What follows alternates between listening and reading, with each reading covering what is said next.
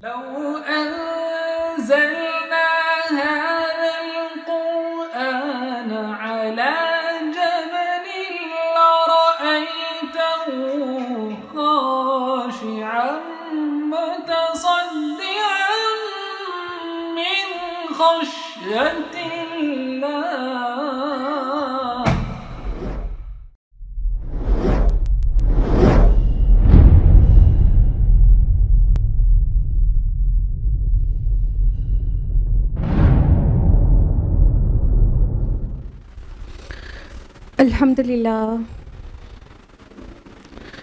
الحمدللہ وکفى علی عبادہ الذین اصطفى خصوصا علی افضلہم وخاتم النبیین محمد الامین وعلی آلہ وصحبہ اجمعین. اما بعد اعوذ باللہ من الشیطان الرجیم. بسم اللہ الرحمن الرحیم. وَلَقَدْ يَسَّرْنَا الْقُرْآنَ لِلذِّكْرِ فَهَلْ مِن مُدَّكِرٍ. بسم اللہ الرحمن الرحیم. رب اشرح لی صدری ویسر لی امری واحلل عقدۃ من لسانی یفقہوا قولی.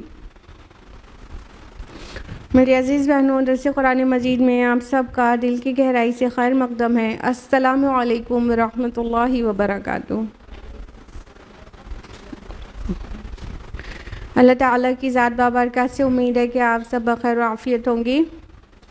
الحمدللہ. میرے ساتھ درس قرآن مجید میں کون سی سورہ چل رہی ہے؟ سورہ صافات. لاسٹ ٹائم ہم لوگوں نے سورہ صافات کی آیت نمبر 148 تک مکمل کر لیا تھا اور آج 149 آنورڈز ہم لوگ تفصیل سے جانیں گے.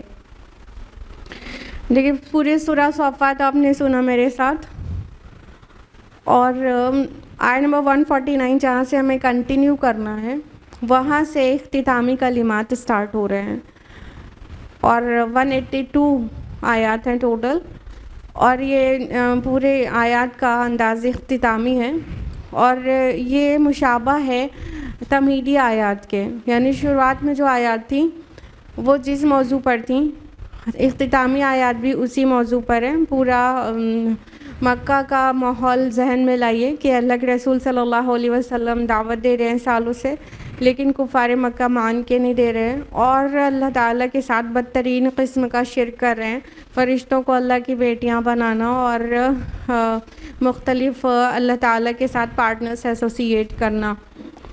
تو اللہ کے رسول صلی اللہ علیہ وسلم انہیں دعوت دے رہے ہیں. تو شروعات میں وہی توحید اور شرک ٹاپک پہ سورہ سٹارٹ ہوتی ہے، اور پھر بیچ میں انبیاء علیہم السلام کی سرگشت سنائی جاتی ہے کہ باقی انبیاء علیہم السلام کو کیسا رسپانس ملا، اور انہوں نے بھی یہی دین پیش کیا تھا جو نبی صلی اللہ علیہ وسلم مکہ کے لوگوں کے سامنے پیش کر رہے ہیں.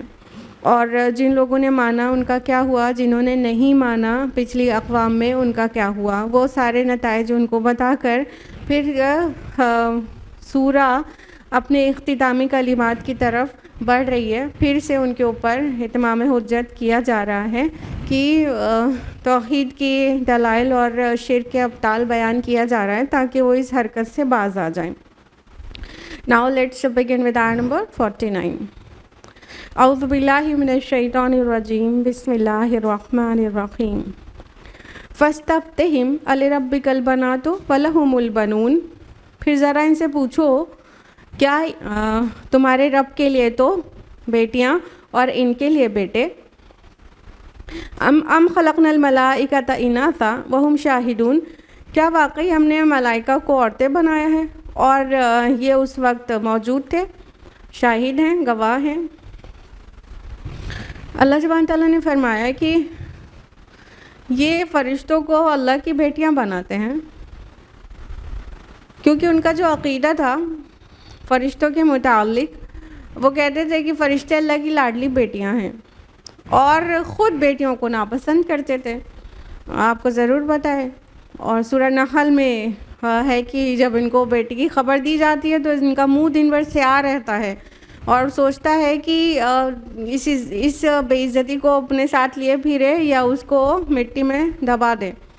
تو جب ان کو بیٹیوں کی خبر دی جاتی ہے تو ان کو برا لگتا ہے، اور ستم تو یہ کہ اللہ تعالیٰ کے ساتھ پارٹنرز ایسوسیٹ کر رہے ہیں اور اس کے جز بنا رہے ہیں، اس کی بیٹی اور اس کے اولاد جوڑ رہے ہیں.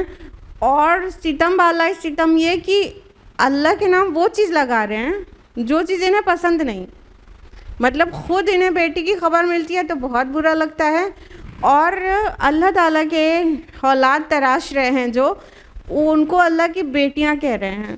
تو اول تو یہی بیس لیس بات ہے کہ اللہ تعالیٰ کی اولاد ہو، اللہ تعالیٰ کو کبھی کمزوری نہیں آئے گی، اللہ تعالیٰ کو کے نام لیوا کبھی ختم نہیں ہوں گے. اللہ تعالیٰ کو ضرورت نہیں ہے کہ وہ اس کی اولاد ہو. اولاد کی جو ضرورت ہوتی ہے انسان کو یا کسی بھی لیونگ بینگ کو، وہ اس کی اپنی کمزوریاں ہیں، اس کی وجہ سے اولاد کی ضرورت ہوتی ہے. تو اللہ تعالیٰ کی کوئی کمزوریاں نہیں ہیں، اللہ کی اولاد ہو ہی نہیں سکتی. یہ بدترین شرک ہے روئے زمین پر. شرک فی الذات بدترین شرک ہے. اللہ تعالیٰ کے نام اولاد مینشن کرنا یہ شرک فی الذات ہے. یعنی اولاد تو ہم پلہ ہوتی ہے نا، خان کا بیٹا خان اور سید کا بیٹا سید ہوتا ہے تو برابر کا ہوتا ہے نا.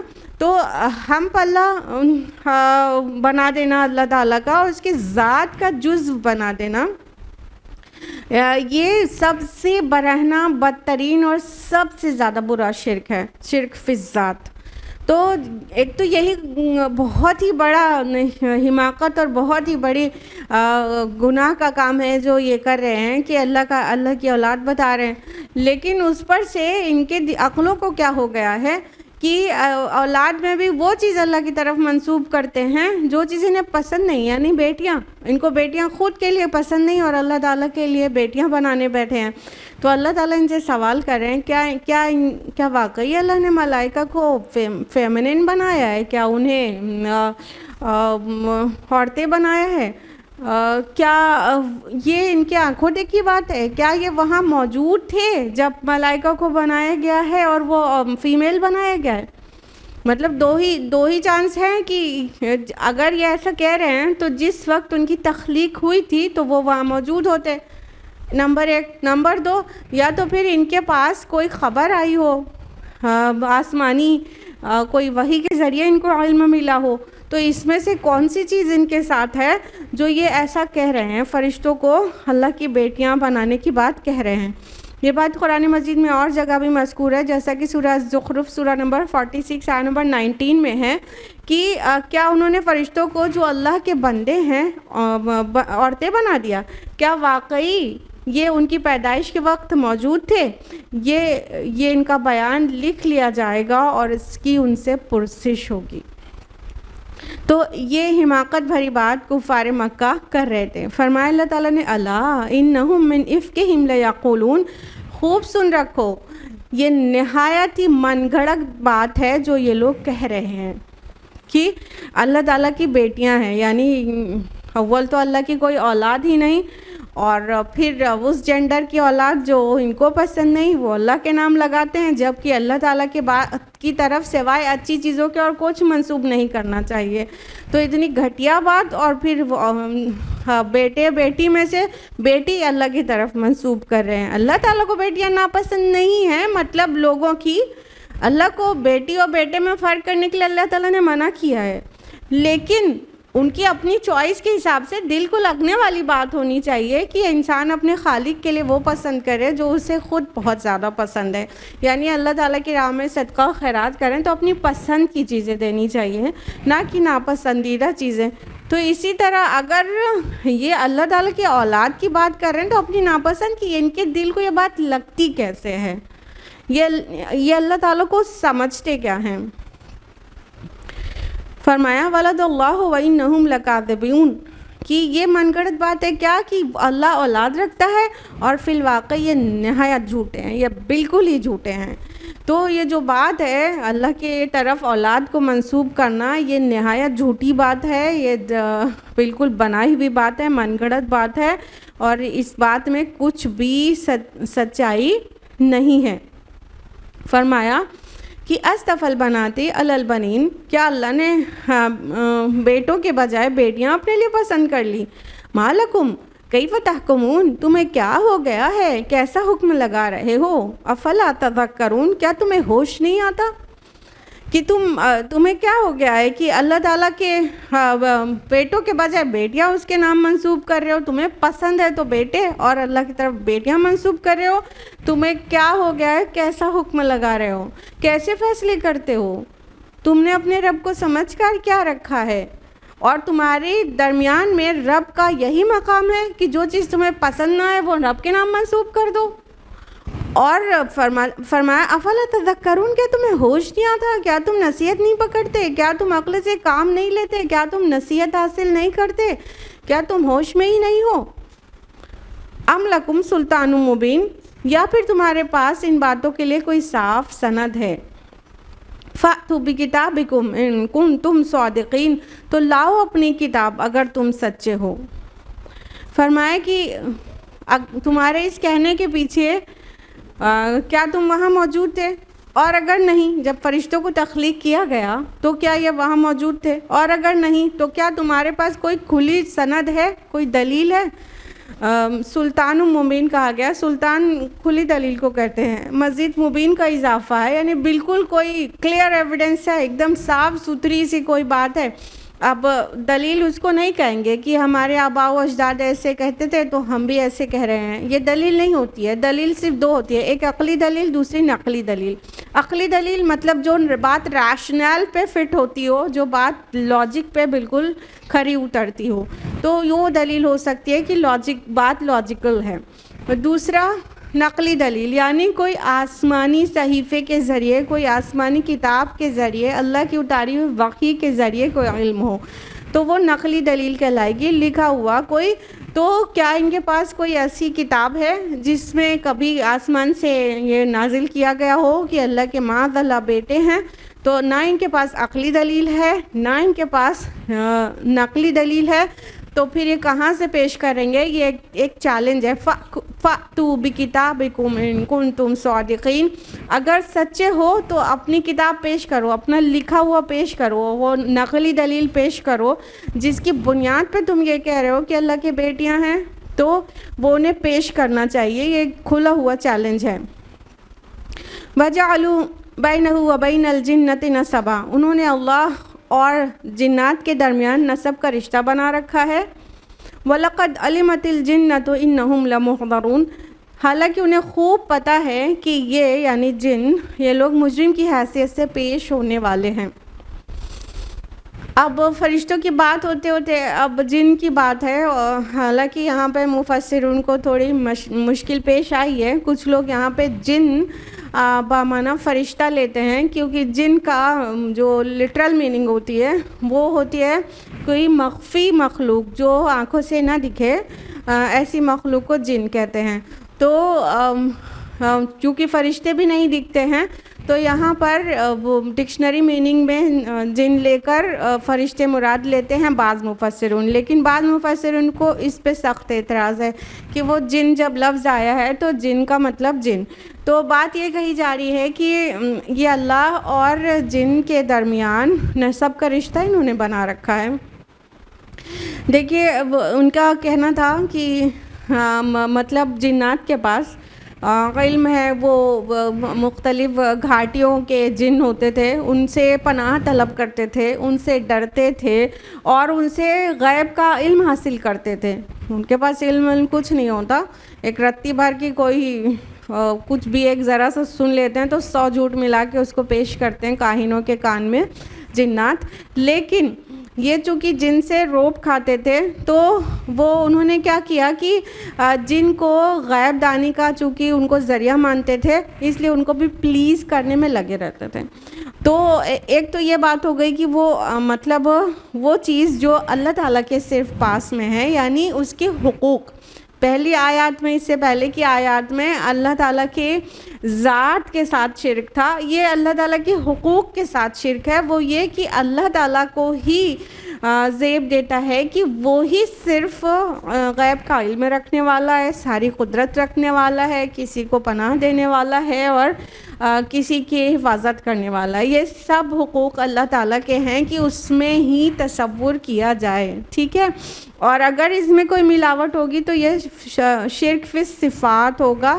یا شرک فی الحقوق ہوگا. اور اس سے پہلے جو اللہ تعالیٰ کی اولاد بتا دیا گیا وہ کیا تھا؟ شرک فی الذات تھا. اب یہ کہہ رہے ہیں کہ مطلب جنات سے ان کو پناہ ملتی ہے یا علم ملتا ہے تو ان کو بھی پلیز کرنے میں لگے رہتے تھے. تو اللہ تعالیٰ کہہ رہے ہیں کہ انہوں نے ملائکہ اور جن کے درمیان رشتہ بنا رکھا ہے، حالانکہ یہ جانتے ہیں کہ یہ خود مجرم کی حیثیت سے گرفتار کر کے پیش کیے جائیں گے. یعنی جن انہم لمحضرون، یہ جو وہ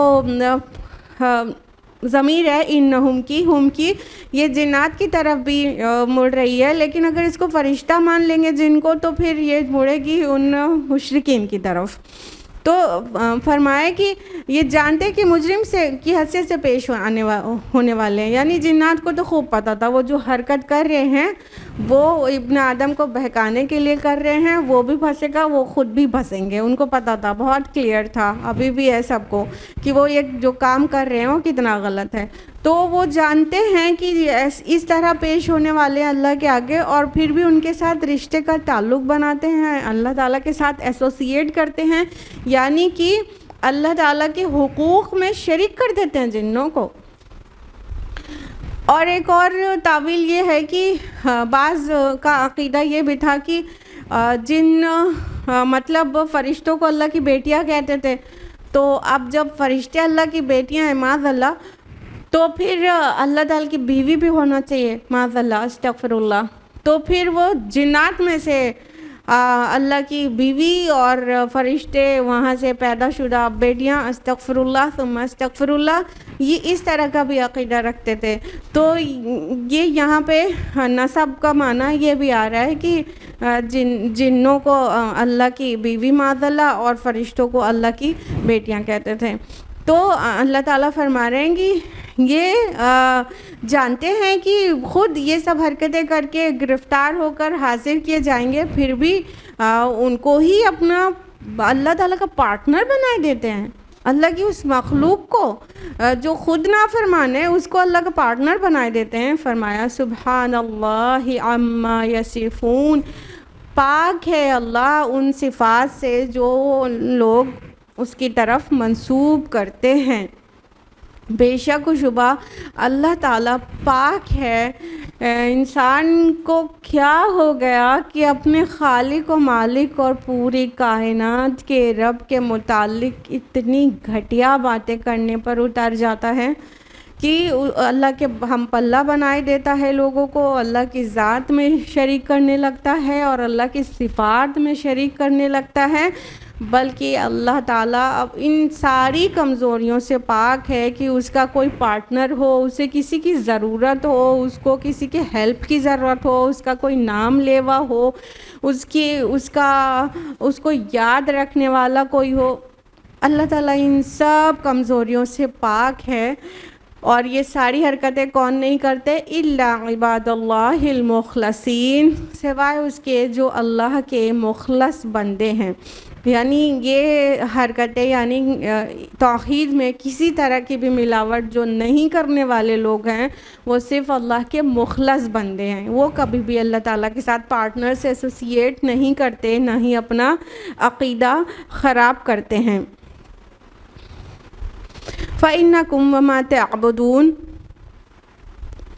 پس تم اور تمہارے معبود، مَا أَنْتُمْ عَلَيْهِ بِفَاتِنِينَ، اللہ سے کسی کو بھی پھیر نہیں سکتے. إِلَّا مَنْ هُوَ صَالِ الْجَحِيمِ، مگر صرف اس کے جو خود دوزخ کی بھڑکتی ہوئی آگ میں جھلسنے والا ہو. فرمایا کہ تم اور تمہارے معبود، یعنی تم جن کی عبادتیں کرتے ہو، جن کی بات مانتے ہو، تو وہ سارے جن مل کے اور تم اور تمہارے اور معبودان باطل جن کو بھی اللہ کے علاوہ پوجتے ہو، وہ سب کے سب مل کر اللہ سے پھیرنے والے نہیں بن سکتے. سوائے اس کے جس کے لیے ڈیسٹینیشن طے ہو گئی ہے کہ جہنم کی بھڑکتی ہوئی آگ میں جائے گا. یعنی کہہ سکتے ہیں جس کی مت ماری گئی ہو اس کے علاوہ اتنا گھنونا عمل کوئی نہیں کرتا. تو وہ جتنے مشرک ہیں اور ان کے مشرکوں کے معبودان باطل ہیں سب مل کے ایک موحد کو، ایک مخلص بندے کو پھیرنا چاہیں تو نہیں پھیر سکتے ہیں. اور اس کا اور جس کو پھیر لے جائیں گے وہ صرف وہ لوگ ہوں گے کہ جس کے لیے ایکچولی اللہ تعالیٰ نے ابلیس سے ہی کہہ دیا تھا کہ پھر تم نہیں مانو گے رسولوں کی تو تم سب سے جہنم کو بھر دیں گے. تو یہ وہی لوگ ہو سکتے ہیں جو لوگ نہیں مان کر دیتے رسولوں کی اور انہوں نے اپنی شامت بلا لی ہے اور جہنم میں ہی جانا چاہتے ہیں، صرف وہی لوگ پھریں گے ان باتوں سے. اب دیکھیے ریالٹی یہ ہے کہ انسان اللہ تعالیٰ کے ساتھ شریک کر ہی نہیں سکتا اگر اسے اللہ تعالیٰ کی کچھ بھی معرفت ہے. نہایت نہ ہنجاروں کے ہی یہ بات لائق ہے جو اپنے رب کو کچھ بھی نہیں جانتا تو اس کو قیاس کرنے لگتا ہے انسانوں پر یا اللہ کی دوسری مخلوق پر. اس کے پاور، اس کے پوٹینشیل، اس کی عظمت، اس کی بلندی کو بہت لمٹ کر دیتا ہے. مخلوق کی صف میں لا کے جو کھڑا کر دے، جو اللہ کو اس طرح سے پہچاننے کی کوشش کرے، اس ٹائم اینڈ اسپیس کمپلیکس میں فٹ کرنے کی کوشش کرے، اس 3 ڈائمینشن میں اسے سیٹ کرنے کی کوشش کرے، اسی سے شرک ہوگا اور پھر وہ جہنم میں جائے گا. تو نہایت نہ ہنجاروں کے کوئی اور جہنم میں نہیں جائے گا، کیونکہ اللہ تعالیٰ تو اتنے رحیم ہیں کہ جب بھی وہ توبہ کر لے اللہ تعالیٰ معاف کرنے کے لیے تیار ہیں. تو اب جہنم میں جائے گا ہی کون؟ وہی جو آخر دم تک توبہ نہیں کرے گا اور جو اپنے رب کو ذرا سا بھی نہیں پہچانتا. کیونکہ جو اپنے رب کو پہچانے گا وہ اس کے ارد گرد شرک کا شائبہ بھی نہیں ہو سکتا. تو باقی جو لوگ شرک کر رہے ہیں وہ اپنے رب کو ایک ذرا سا بھی نہیں پہچانتے، اسے مخلوق سے ملا کے سوچتے اور سمجھنے کی کوشش کرتے ہیں، اس لیے شرک ایگزسٹ کرتا ہے. ادروائز شرک ایگزسٹ ہی نہیں کرتا اگر اپنے رب کی ذرا سی بھی معرفت لوگوں کو ہوتی. ریالٹی کیا ہے سن لیجئے. وما منا الا لہ مقام معلوم. اور ہمارا حال تو یہ ہے کہ ہمیں ہر ایک کا ایک مقام مقرر ہے. وَإِنَّا لَنَحْنُ الصَّافُونَ. اور ہم سب بستہ خدمتگار ہیں.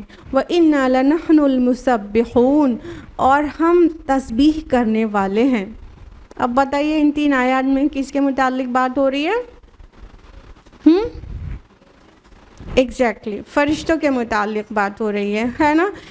پہلے بھی فرشتوں کی بات تھی، پھر بیچ میں جن کی بات آئی اور پھر فرشتوں کی بات آ رہی ہے. اور یہاں پر فرشتوں کی حیثیت کو واضح کرنے کے لیے ملائکہ کے سردار جبریل علیہ السلام کی زبانی کہلایا گیا، ان کے اسٹیٹمنٹ کو مینشن کر کے ان کی اصل پوزیشن کو واضح کیا گیا کہ ہم کیا ہے، ہم میں سے ہر ایک کا ایک مقام ہے جو کہ مقرر ہے. ہم تو سب بستہ رہتے ہیں اپنے رب کے آگے، بالکل صفوں میں کھڑے ہوتے ہیں، کیوں میں، اور تسبیح کرنے والے لوگ ہیں. قرآن میں دیگر مقامات پر بھی ایسا ہے، یعنی کہ جیسا سورہ مریم سورہ نمبر 19 آیت نمبر 64 میں جبریل علیہ السلام کی زبانی کہلایا گیا وَمَا نَتَنَزَّلُ إِلَّا بِأَمْرِ رَبِّكَ. اور ہم نہیں نازل ہوتے سوائے اپنے رب کے حکم کے، اور ہمارے آگے اور پیچھے جو کچھ ہے اور اس کے درمیان میں جو کچھ ہے سب کچھ اسی کے اختیار میں ہے، اور آپ کا رب کسی چیز کو بھولنے والا نہیں ہے. تو جو ایمان بالملائکہ ہے اور ملائکہ کی صحیح تصویر اور صحیح ان پر ایمان اور ان کی صحیح پوزیشن کو ملائکہ کی زبان سے ہی کہلوا کر واضح کیا گیا. بہت ضروری ہے کہ یہاں پر ہم لوگ ملائکہ کے بارے میں کچھ مزید علم حاصل کریں کہ جس طرح یہاں پہ کہا جا رہا ہے کہ ہمارا تو ہر ایک کا ایک پوزیشن مقرر ہے، ہر ایک کا ایک مقام ہے، منمانی نہیں کرتے ہم. ہمارے رب کی طرف سے ہمیں جو مقام دے دیا گیا ہے بس ہم اسی مقام پر ہوتے ہیں، وہی کام پرفارم کر رہے ہوتے ہیں جو ہم سے کہا گیا ہوتا ہے.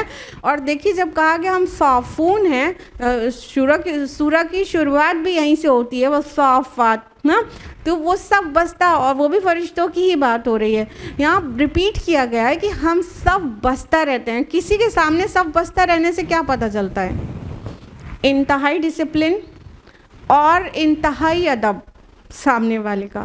تو اللہ تعالیٰ کے آگے یہ اتنے ادب سے صف بنا کر کھڑے ہوتے ہیں فرشتے. اللہ کے رسول صلی اللہ علیہ وسلم بھی مسلمانوں کو ہمیشہ ہی صف میں نماز پڑھنے کے لیے کہا کرتے اور کہتے صف مکمل کرو. اور جیسے کہ فرشتے صف بندی کرتے ہیں تو صحابہ نے پوچھا فرشتے کیسے کرتے ہیں؟ تو اللہ کے رسول نے فرمایا کہ وہ پہلی صف کو مکمل کرتے ہیں اور پھر اس کے بعد والی صف کو اس کے بعد مکمل کرتے ہیں. یعنی مطلب پرفیکٹ ڈسپلن تو یہی ہے نا کہ صفیں سیدھی ہوں اور پوری مکمل ہو جائے تب اگلی صف بنے، پھر وہ پوری سیدھی ہو اور مکمل ہو جائے تو اگلی صف بنے. پھر کسی لیڈر کو نہیں کھڑے ہونا رہتا کہ سب کو صحیح کرے ڈسپلن میں لانے کے لیے. تو انتہائی ادب کے ساتھ ڈسپلن میں فرشتے اللہ کے آگے صف بستہ رہتے ہیں اور وہ تسبیح میں لگے رہتے ہیں. سو لیٹس سی کہ اور کیا روایات سے اور کیا تفصیلات ملتی ہے ہم لوگوں کو فرشتوں کے متعلق. تفسیر مظہری میں زرارہ بن ابی اوفا کی جو کہ ایک تابعی ہیں ان کی ایک روایت درج ہے. اور یہ زرارہ رحمہ اللہ بہت ہی بڑے تابعی ہیں. انہوں نے جلیل القدر اصحاب سے تعلیم حاصل کی ہے. عمر رضی اللہ عنہ، ابن عباس رضی اللہ عنہ اس جیسے جلیل القدر صحابہ سے تعلیم یافتہ ہیں اور یہ اللہ سے بہت زیادہ ڈرنے والے تھے اور ان کی وفات بھی اللہ کے خوف سے ہی ہوئی تھی. تو ان کے حساب سے ان کی روایت ہے تفسیر مظہری میں کہ رسول اللہ صلی اللہ علیہ وسلم نے ایک مرتبہ جبریل علیہ السلام سے پوچھا کہ اے جبریل کیا آپ نے کبھی اپنے رب کو دیکھا ہے؟ بہت دھیان سے سنیں آپ کو یہ بات. تو جبریل علیہ السلام کے پر پڑھائے جیسے کہ کسی کے اوپر جھرجھری طاری ہو جاتی ہے کسی بات سے، تو ان کے پر پھڑپھڑانے کی آواز لگی اور اللہ کے رسول سے انہوں نے کہا یا رسول اللہ میرے اور میرے رب کے بیچ میں بہت سارے پردے ہیں اور میں اگر ان میں سے کسی بھی پردے کے قریب بھی پہنچ جاؤں تو میں جل جاؤں گا. یعنی تم نے اللہ کو کیا سمجھ لیا؟ ملائکہ کے سردار جن کی پہنچ سب سے زیادہ دور تک ہے. ہاں کہاں تک ہے بتائیے آپ لوگ؟ ایگزیکٹلی ماشاء اللہ اللہم بارک لہا، سدرۃ المنتہا، ہر ایک چیز کی انتہا، اسی لیے اسے منتہا کہتے ہیں. تو جبریل علیہ السلام کی ریچ بھی سدرۃ المنتہا تک ہی ہے بس، اور اس کے اوپر کی چیزیں انہیں پتہ تک نہیں ہیں اور اتنے پردے ہیں ان کے اور ان کے رب کے درمیان کی کہتے ہیں کہ اگر میں اس کے قریب بھی پہنچ جاؤں تو جل جاؤں گا. جبکہ جبریل علیہ السلام ایسی عظیم مخلوق ہیں کہ ان کے 600 پر ہیں اور ان کے پروں میں سب ایک سے ایک ایکسٹرا آرڈنری پر ہیں. اچھا پر کہا جا رہا ہے کہ ہیومن انڈرسٹینڈنگ کے حساب سے، ورنہ تو وہ جو ریالٹی ہوگی وہ تو کچھ بتائی نہیں جا سکتی ہے کہ وہ پر کی کیا حقیقت ہوگی. پروں میں آپ کے جواہرات اور وہ بہت سارے روبی اور وہ سب جڑے ہوئے ہیں اور وہ جھڑتے رہتے ہیں. اتنی عالی شان مخلوق ہیں اللہ تعالیٰ کی جبریل علیہ السلام. اس کے باوجود اپنے رب کی دیکھنے کی بات سے ایک دم ان کے بدن میں جھرجھری سی آ جاتی ہے اور پر کو پھڑپھڑانے لگتے ہیں اور اللہ کے رسول سے یوں جواب دیتے ہیں. اور سورہ مومن سورہ نمبر 40 آیت نمبر 7 ہے الذین یحملون العرش ومن حولہ یسبحون بحمد ربہم، کہ جو ہم حاملون عرش فرشتے ہیں اور اس کے اراؤنڈ جو ہیں وہ سب اپنے رب کی حمد کے ساتھ تسبیح کرتے رہتے ہیں۔ تو یہ حامل عرش فرشتوں کے بارے میں بھی تھوڑا سا جاننا چاہیے کہ یہ ہیں کیسی مخلوق۔ اس کی کچھ پہچان اللہ کے رسول صلی اللہ علیہ وسلم نے بتائی ہے۔ مستدرک حاکم میں حدیث نمبر 8699 میں ابن عباس کے ذریعے ایک روایت ہے جو کہ آپ دھیان سے سنیے گا، پوری حدیث آپ کے سامنے بیان کرتے ہیں انشاءاللہ، اور بہت ہی عظیم حدیث ہے اور صحابہ کے نزدیک یہ حدیث بہت پسندیدہ تھی۔ تو ابن عباس سے مروی ہے کہ انہوں نے سورہ فرقان سورہ نمبر 25 آیت نمبر 25 ریسائٹ کی، یوم تشقق السماء بالغمام ونزل الملائکۃ تنزیلا، اور جس دن پھٹ جائے گا آسمان بادلوں میں سے اور فرشتے اتارے جائیں گے پوری طرح سے۔ تو یہ والی آیت کے آگے انہوں نے مزید فرمایا کہ دنیا کا آسمان جب پھٹ جائے گا، ہر آسمان سے فرشتے اتریں گے، آسمان دنیا کے فرشتے بھی اتریں گے، یعنی پہلے آسمان کے، ان کی تعداد زمین کے تمام انسانوں اور جنات سے زیادہ ہے۔ زمین والے ان سے پوچھیں گے کیا تمہارے اندر ہمارا رب بھی موجود ہے؟ وہ کہیں گے نہیں۔ پھر دوسرے آسمان والے فرشتے نازل ہوں گے، ان کی تعداد پہلے آسمان والے اور دنیا کے تمام انسان اور جنات سے زیادہ ہوگی۔ زمین والے ان سے پوچھیں گے کیا تمہارے اندر ہمارا رب بھی ہے؟ وہ کہیں گے نہیں۔ قیامت کا منظر ہے کہ جب آسمان پھٹ جائے گا تو پہلے آسمان کے فرشتے پہلے نازل ہوں گے، تو جو وہ پورٹلز کھلیں گے تو اس میں سے جو پہلے آسمان کے فرشتے ہوں گے ان کی تعداد زمین میں جتنے انسان ہیں جتنے جن ہیں ان سے بھی زیادہ ہے۔ پھر دوسرا آسمان کھلے گا، پھر اس دوسرے آسمان کے فرشتے آئیں گے، ان کی تعداد زمین کے انسان جن اور پہلے آسمان کے فرشتوں سے زیادہ ہے۔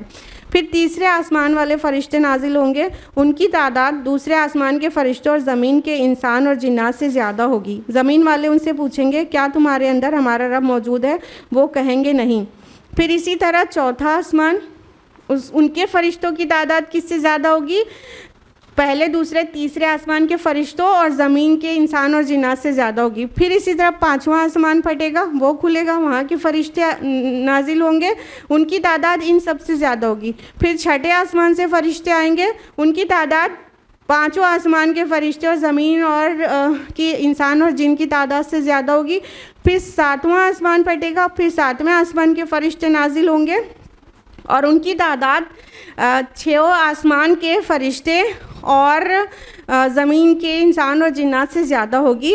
پھر کیروبین فرشتے نازل ہوں گے، ان کی تعداد 7 آسمان کے فرشتوں اور زمین کے تمام جنات اور انسانوں سے زیادہ ہوگی۔ اور جو فرشتے عرش کو اٹھائے ہوئے ہیں ان کی سینگ بھی ہے اور کھر بھی، جیسا کہ جنگلی گائے کی سینگ اور کھر ہوتے ہیں۔ پھر حضور اکرم صلی اللہ علیہ وسلم نے ان کے دونوں قدموں کے درمیان کی مسافت بتائی۔ ان کے قدم کے تلوے سے، غور سے سنیے، ان کے قدم کے تلووں سے ٹخنے تک کی مسافت 500 سال کی مسافت ہے، اور ان کے ٹخنے سے گھٹنے تک 500 سال کی مسافت ہے، اور گھٹنے سے ناک تک 500 سال کی مسافت ہے، اور ان کی ہنسلی سے ان کے تھن تک 500 سال کی مسافت ہے۔ تو اس طرح سے وہ جو حامل عرش فرشتے ہیں ان کی ایسی زبردست ہیبت بتائی گئی ہے کہ ان کی تعداد کیسی ہوگی۔ وہ حدیث میں روایات میں کہیں آتا ہے کہ 4 فرشتے اللہ کے عرش کو اٹھائے ہوئے ہیں۔ قیامت کے دن کتنے ہوں گے بتائیے؟ بالکل صحیح، قیامت کے دن 8 فرشتے ہوں گے۔ ابھی 4 فرشتے اللہ کے عرش کو اٹھائے ہوئے ہیں، اور وہ اتنے بڑے اتنے قوی فرشتے ہیں کہ ان کے متعلق کہا جا رہا ہے کہ پہلے تو ان کا سٹرکچر بتایا گیا، جیسے جنگلی گائے ہوتی ہے یا پہاڑی بکرے ہوتے ہیں ویسے ہوں گے، ان کے کھر بھی ہوں گے اور ان کے سینگیں بھی ہوں گی، اور ان کے جو سائز بتایا جا رہا ہے we can't imagine at all, کہ کھر سے ٹخنے تک کی مسافت 500 سال کی ہے، اور 500 سال کی مت سمجھیے گا کہ گھوڑے کی رفتار یا ٹرین کی رفتار یا پلین کی رفتار یا ایون اسپیس شٹل کی رفتار، یہاں تک کہ ان کی جو مسافت بتائی گئی ہے واللہ عالم کی وہ اسپیڈ آف لائٹ سے بھی زیادہ اسپیڈ سے چلنے کی مسافت ہے، کیونکہ یہ جو فرسٹ ہیون ہے اس میں ہی اتنا کچھ ہے کہ مطلب billions and billions of light years دور تو ایک اسٹار سے دوسرا اسٹار، ایک گیلیکسی سے دوسری گیلیکسی ہے، تو یہ مسافت یہ پیدل والی مت سمجھ لیجیے گا اور نہ ہی کوئی چھوٹے موٹے اسپیڈ سے چلنے والی مسافت. تو بہرحال اتنے بڑے ہوں گے جو حاملین عرش فرشتے ہیں، اور وہ ان کی سائز کے متعلق ایک ابو داؤد کی حدیث ہے کہ جو فرشتے اللہ کے عرش کے وہ اٹھائے ہوئے ہیں، ان کی ایک کان کی لو سے شولڈر تک، شانے تک کی دوری 700 سال کی مسافت ہے. مطلب کتنے بڑے ہیں، اور وہ اللہ کی مخلوق ہے. اور دھیان رہے اللہ کی مخلوقات میں سب سے زیادہ جائنٹ، سب سے زیادہ بڑی یا عظیم لفظ بیسٹ ہوگا، سب سے عظیم مخلوق ہے کیا؟ عرش عظیم، اللہ تعالیٰ کا عرش.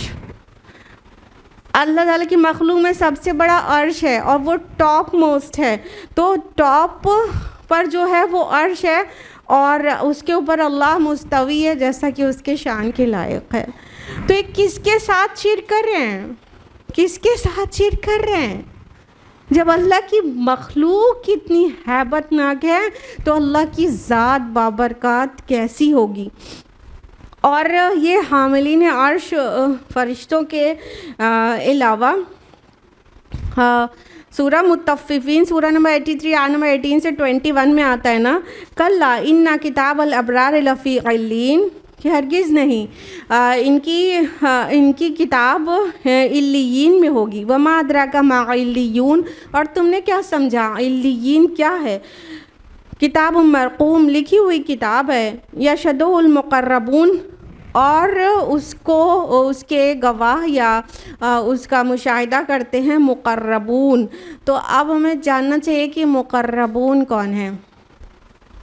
مقربون فرشتوں کے متعلق قرآن میں آیا ہے ایک سے زیادہ مقام پر. ایک تو ہم نے آپ کو بتا ہی دیا، قتادہ رحمہ اللہ جو کہ تابعی ہیں اور بہت بڑے مفسر ہیں. اس کے بعد سارے مفسرون نے قتادہ رحمہ اللہ کی تفسیر کو کوٹ کیا ہے. تو قتادہ رحمہ اللہ فرماتے ہیں کہ یہ علیون جو ہے یہ عرش کے ایک پائے کا نام ہے. پایا، عرش کا پایا. اور جو قریب کے فرشتے ہیں، یعنی عرش کے بہت ہی قریب کے جو فرشتے ہیں وہ مقربون ہیں. اور یہ جو مطلب قریب والے جو فرشتے ہیں وہ ہمیشہ اللہ کی تسبیح بیان کرتے رہتے ہیں، جیسا کہ سورہ فصلت سورہ نمبر 41 آیت نمبر 38 میں فرمایا کہ جو مقربون ہیں رات اور دن اللہ کی تسبیح کرتے رہتے ہیں اور کبھی نہیں تھکتے. بس کرتے ہی رہتے ہیں اور کبھی نہیں تھکتے. اور مطلب مقرب جو اللہ کے ایک دم عرش کے قریب ہیں وہ بہت بہت عالی شان فرشتے ہیں، بہت خاص ہیں، چنندہ ہیں. اور ان کی نہ ہی ان کی فزیکل اپیئرنس کو ہم لوگ امیجن کر سکتے ہیں، نہ ان کی قرب کو امیجن کر سکتے ہیں. وہ اللہ تعالیٰ کی تسبیح جو کرتے رہتے ہیں اس کی آواز کے متعلق بتایا گیا ہے کہ وہ اس کی آواز جو ہے وہ ہنی بی جو ہوتی ہے شہد کی مکھی، اس کی بھنبھناہٹ کی سی آواز ہوتی ہے. یعنی وہ جو تسبیح ہوتی ہے تو تسبیح جو ہے اس آواز میں وہاں عرش کے اراؤنڈ گھومتی رہتی ہے. تو اس کی آواز کے متعلق بتایا گیا. اس کے علاوہ بھی یہاں پہ فرشتوں کی بات ہو رہی تھی تو ہم آپ کو فرشتوں کے متعلق مزید معلومات دے رہے ہیں. وہ کوشش کی ہے کہ سب آتھینٹک ہی رہے. تو علی ابن ابی طالب رضی اللہ عنہ سے روایت ہے، سورہ اسراء کی تفسیر میں امام ابن کثیر نے اس کو ریکارڈ کیا ہے کہ علی رضی اللہ عنہ تیسرے آسمان کے فرشتے کے متعلق بیان کرتے ہیں کہ ایک فرشتہ ہے وہ ایسا ہے جس کے 70,000 سر ہیں، 70,000 ہیڈز، 70,000 سر ہیں، ہر سر میں 70,000 منہ ہیں، ہر منہ میں 70,000 زبانیں ہیں، اور ہر زبان پہ 70,000 لینگویجز ہیں جس سے وہ اللہ کی تسبیح کرتا ہے۔ سبحان اللہ و بحمدہ، اللہ اکبر۔ ایک ایسے فرشتے کی خبر دی گئی جس کا آدھا برف ہے اور آدھا آگ ہے، اور نہ وہ برف ایسی ہے کہ آگ کو بجھا دے اور نہ وہ آگ ایسی ہے کہ برف کو گلا دے۔ مطلب اللہ تعالیٰ نے ایسے ایسے فرشتے پیدا کر چھوڑے ہیں۔ تو یہ جو کہ ہمیشہ اللہ تعالیٰ کی فرما برداری کرتے ہیں، اس سے ایک بٹ ادھر ادھر نہیں ہوتے ہیں، اور ساتھ ہی مستقل اللہ کی تسبیح میں لگے رہتے ہیں۔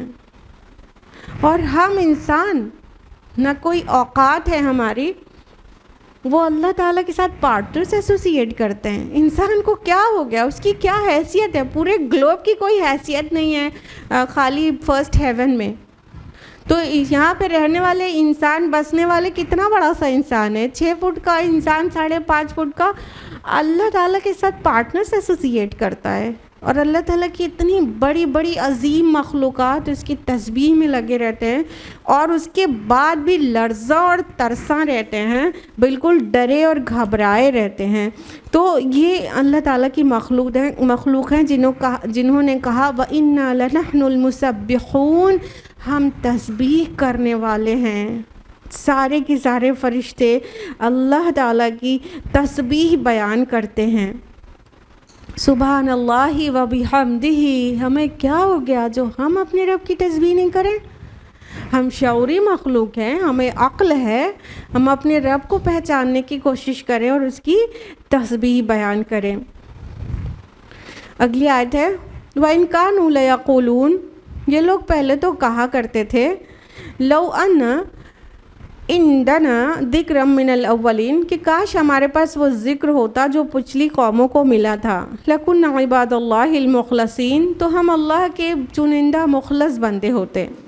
دیکھیے یہی مضمون شروعات سورہ میں بھی لایا گیا تھا نا، کہ اگر ہمارے پاس کوئی کتاب ہوتی جیسے کہ یہود کے پاس ہے، یہود کو دیکھ کے کہتے تھے، یہود کے پاس شریعت ہے، کتاب ہے، علم ہے، تو ان کو دیکھ کے کہتے تھے دیکھو یہ لوگوں کے پاس شریعت ہے، ان لوگوں کے پاس کتاب ہے، ان لوگوں کے پاس ذکر ہے اللہ کا، اور اس کے بعد بھی یہ اتنے غلط کام کرتے ہیں۔ اگر ہمیں کوئی کتاب شریعت اور وہ مل گیا ہوتا نصیحت کی چیزیں، تو ہم سب سے بڑھ کر اللہ کے مخلص بندے ہوتے، سب سے بڑھ کر پرہیزگار اور دیندار ہوتے۔ مگر کیا ہوا؟ فَكَفَرُوا بِهِ، مگر جب وہ آ گئی کتاب ان کے پاس تو اس کے ساتھ کفر کیا۔ فَسَوْفَ يَعْلَمُونَ، تو اب عنقریب وہ جان لیں گے۔ بڑبولا پن کرنا بہت آسان ہے، انسان کہتا ہے، سوچتا ہے اور کہتا ہے کہ ہمارے پاس یہ ہوتا تو ہم یہ کر لیتے۔ اب جب تک غریبی رہے گی تو کہیں گے کہ اگر اللہ نے ہم کو مال دیا ہوتا نا تو ہم اتنا غریبوں پر خرچ کرتے، اتنا خیر کے کاموں میں خرچ کرتے، اور جب آ جاتا ہے تو پھر اپنے ہی اخراجات بڑھ جاتے ہیں، پھر نہیں یاد آتے وہ اپنا سٹیٹمنٹ۔ اسی طرح کفار مکہ نے کہا کہ اگر ہمارے پاس کتاب اور شریعت اور ذکر اور اللہ کی طرف سے کوئی وحی نازل ہوتی تو ہم بہت بڑے اللہ والے ہو جاتے اور اللہ کے بہت مخلص بندے ہو جاتے ہیں۔ یہ مخلص یہ ورڈ کتنی بار آ رہا ہے نا اس سورہ میں۔ تو جب اللہ تعالیٰ نے چن لیا بنو اسماعیل کو، جن کے میں سے ایک شخص کے اوپر اللہ تعالیٰ اپنا آخری کلام نازل کرنے والا تھا، اور چن لیا، اور جب نازل کر دیا، جب وہ کلام ان کو پیش کیا گیا تو انکار کر دیا۔ تو عنقریب وہ جان لیں گے کہ انہوں نے جو انکار کیا ہے نا اس کا کیا انجام ہونے والا ہے۔ اس طرح کی سملر آیت سورہ فاطر کے آیت نمبر 42 بھی ہے، اور جگہ پہ بھی ایسی باتیں ریکارڈڈ ہیں کہ بہت بڑ بولے پن کر رہے تھے اور جب آ گیا تو انکار کر دیا۔ وَلَقَدْ سَبَقَتْ كَلِمَتُنَا لِعِبَادِنَا مُرْسَلِينَ، اپنے بھیجے ہوئے بندوں میں سے ہم پہلے ہی وعدہ کر چکے ہیں، اِنَّهُمْ لَهُمُ الْمَنْصُورُونَ، کہ یقیناً ان کی مدد کی جائے گی، وَإِنَّ جُنْدَنَا لَهُمُ الْغَالِبُونَ، اور ہمارا لشکر ہی غالب ہو کر رہے گا۔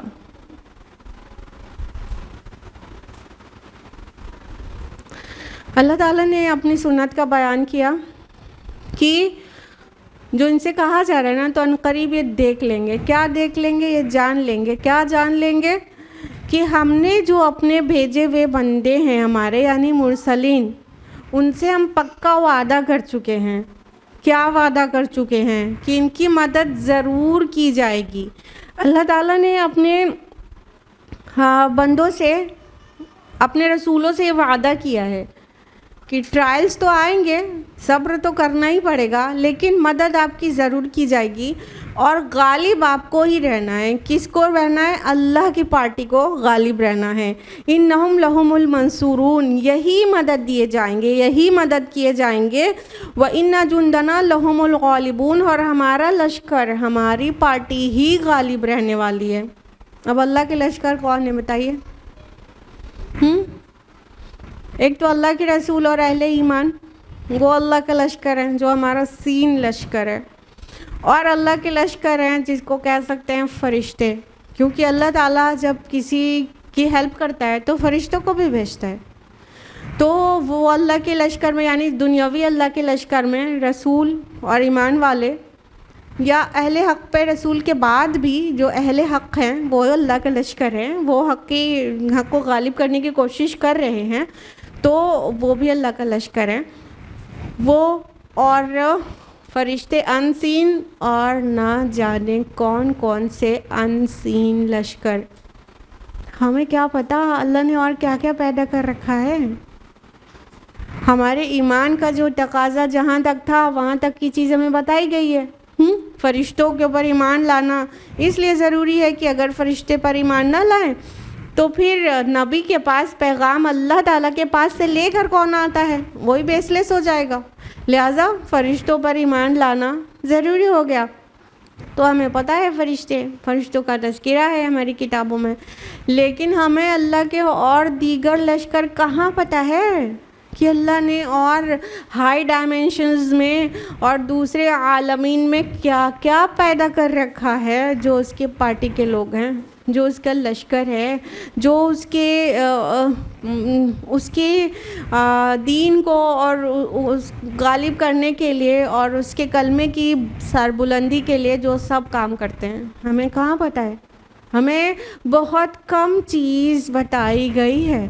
یاد رکھیے گا اللہ تعالیٰ نے یہ واضح کیا ہے کہ تمہیں بہت کم علم دیا گیا ہے، تو جو کچھ نہیں معلوم وہ زیادہ ہے اور جو معلوم ہے وہ بہت کم ہے۔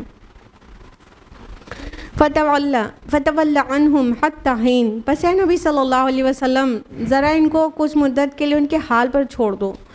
وَأَبْصِرْهُمْ فَسَوْفَ يُبْصِرُونَ، اور دیکھتے رہو ان قریب یہ خود بھی دیکھ لیں گے۔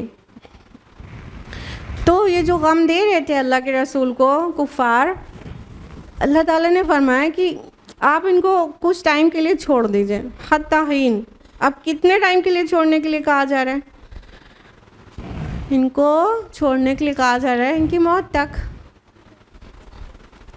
کتنے جئیں گے، کتنا جئیں گے؟ تو جتنے بھی دن ان کو جینا ہے اتنے دن ان کو چھوڑ دو، مر تو جانا ہی ہے انہیں، فیصلہ تو وہیں اللہ پاک کے پاس ہونا ہے۔ تو کہا وَابْصِرْهُمْ، اور دیکھتے رہو، اور ان قریب یہ خود بھی دیکھ لیں گے انجام کس کا کیا ہونا ہے۔ اب وہ اللہ کے رسول صلی اللہ علیہ وسلم جیسا داعی تو ہر چیز بہت جلدی جلدی ہو گئی۔ اب یہ سورہ نازل ہو رہی ہے مکہ میں، اس کے کچھ سال کے بعد نبی صلی اللہ علیہ وسلم کو ہجرت ہوئی، اور اس کے 8 سال کے بعد مکہ فتح ہو گیا۔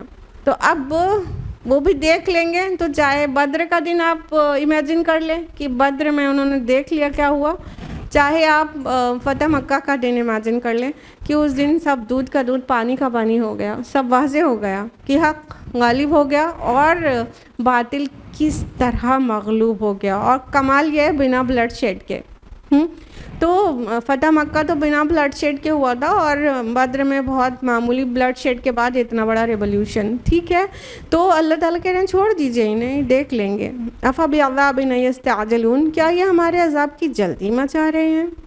فَإِذَا نَزَلَ بِسَاحَتِهِمْ فَسَاءَ صَبَاحُ الْمُنذَرِينَ، جب وہ ان کے صحن میں اتر آئے گا تو وہ صبح یہ ڈرائے ہوئوں کی بہت بری صبح ہوگی. اللہ تعالیٰ فرما رہے ہیں کیا ان کو پرابلم کیا ہے، یہ عذاب کی جلدی کر رہے ہیں. نبی صلی اللہ علیہ وسلم کو چیلنج کیا جاتا تھا نا، جس چیز سے آپ ہمیں ڈرا رہے ہیں وہ لے کیوں نہیں آتے، ہم تو نہیں مان رہے ہیں اور نہ مانیں گے، آپ ہمارے اوپر وہ چیز لے آئیے نا جس چیز سے اتنے دن سے دھمکا رہے ہیں. تو اللہ تعالیٰ کہہ رہے ہیں یہ عذاب کی جلدی مچا رہے ہیں. تو جس دن یہ ان کے صحن میں اترے گا، بساحتہم جو آیا، ساحہ صحن کو کہتے ہیں، میدان کو کہتے ہیں، اوپن ایریا کو کہتے ہیں. تو اللہ تعالیٰ فرمایا جس دن ان کے صحن میں اترے گا تو وہ دن تو بہت برا دن ہوگا. صباح المنذرین کہا گیا، جن کو متنبہ کیا گیا ان کے لیے بہت بری صبح ہوگی. اصل میں یہ جو مکہ کا غارت گرانہ، بلکہ پورے عرب کا، یہ جو غارت گری کا ان کا طریقہ اور رویہ تھا نا، تو یہ چھاپا مارنے والی جو مطلب ان کے لشکر ہوتے تھے وہ اکثر ارلی مارننگ چھاپا مارتے تھے. یہ غارت گرانہ حملے کرتے تھے نا تو صبح صبح کو کرتے تھے، ایک دم ارلی ان دا مارننگ. تو صبح چونکہ ان کے درمیان حملہ ہوتے تھے تو یہ صبح کو ایک طرح کی وارننگ بھی سمجھنے لگے، اور یہ عذاب کے لیے اور کسی غارت گرانہ حملے کے ہم معنی ہو گیا صبح کا ورڈ. اسی لیے جب وہ کسی کو وارن کرنے کے لیے کوئی اناؤنسمنٹ کرنا ہوتا تو کیا چلاتا تھا، یا صباحا یا صباحا، ہائے بری صبح. تو سب اٹینٹیو ہو جاتے تھے، دوڑتے تھے اور سنتے تھے کہ کون سا اناؤنسمنٹ ہونے جا رہا ہے. اب ٹیلی ویژن تو تھا نہیں، انٹرنیٹ تھا نہیں، اس طرح سے تو میسج نہیں کنوے ہوتا تھا نا، وہی ایک گیدر کر کے ہی میسج کنوے کیا جاتا تھا. تو یا صباحا کہتے تھے. تو یہاں پر کہا جا رہا ہے کہ جس دن عذاب ان کے گھر آنگن میں اترے گا نا تو بہت بری صبح ہوگی اس دن ان کی، جس چیز کا یہ چیلنج کر رہے ہیں اور مانگ رہے ہیں. وَتَوَلَّ عَنْهُمْ حَتَّى حِينٍ، بس آپ انہیں کچھ مدت کے لیے چھوڑ دیں. وَأَبْصِرْ فَسَوْفَ يُبْصِرُونَ، اور آپ دیکھتے رہیے ان قریب یہ خود دیکھ لیں گے.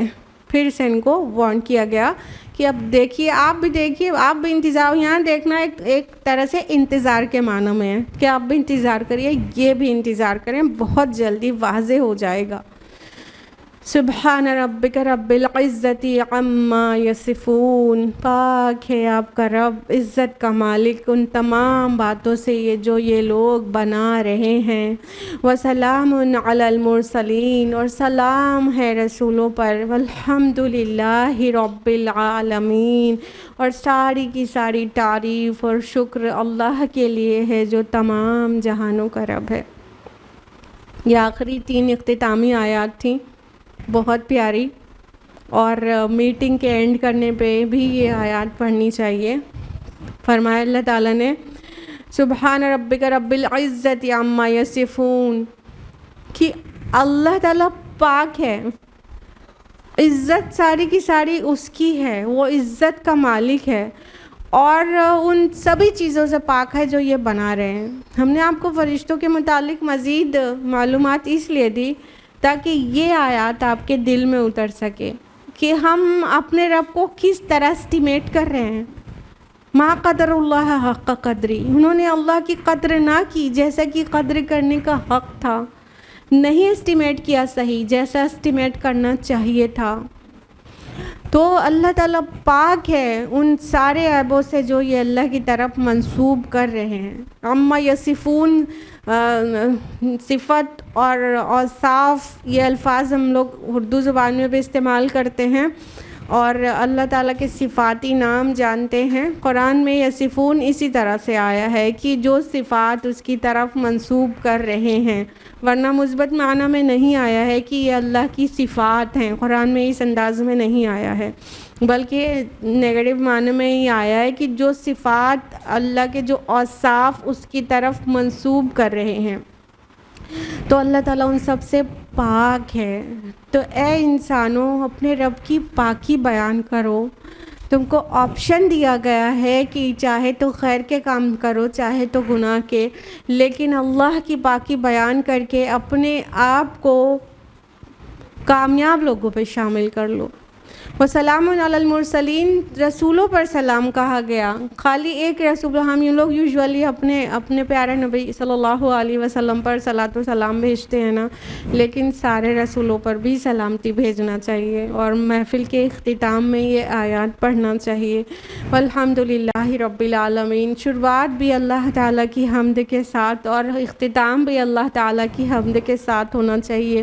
کئی صورتوں میں الحمدللہ سے شروع ہوتی ہے اور یہ سورہ الحمدللہ سے اینڈ ہوتی ہے کہ والحمدللہ رب العالمین۔ دنیا میں بھی اللہ کی حمد ہے، اور جب آخرت کے دن بندوں کے سامنے سارے ریالٹیز اوپن ہوگی تو وہ جتنے مومن ہیں اتنے وہ ہی نہیں بلکہ کل کے کل انسان اللہ کی حمد کریں گے، یعنی وہ چیزیں جو انہیں نہ یہاں سمجھ میں آتی تھیں، نہ ان کی آنکھیں اس کو دیکھنے کا تاب لا سکتی تھیں، وہ سب چیزیں اب نظر آ رہی ہیں، اب دوسری آنکھیں دے دی گئی ہیں، اب دوسرا ریلم میں وہ جا چکے ہیں، اب وہ 3 ڈائمنشن میں 3rd ڈائمنشن میں نہیں ہیں، ہائی ڈائمنشن میں جا چکے ہیں، اب وہ ساری چیزیں دیکھ سکتے ہیں۔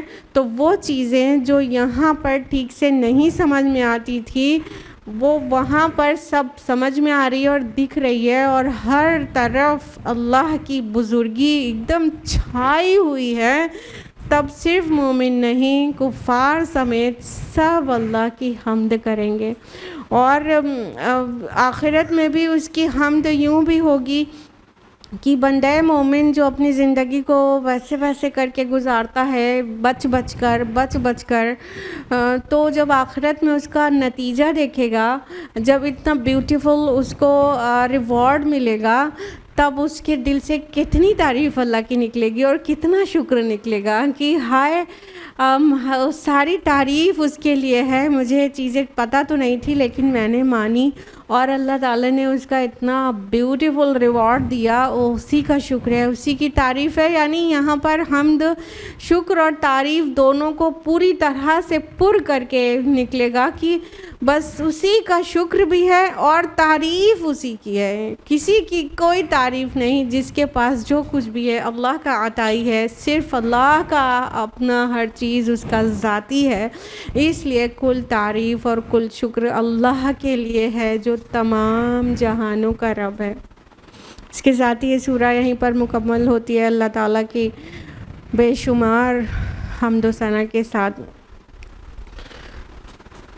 وآخر دعوانا ان الحمد للہ رب العالمین، والسلام علیکم ورحمۃ اللہ وبرکاتہ۔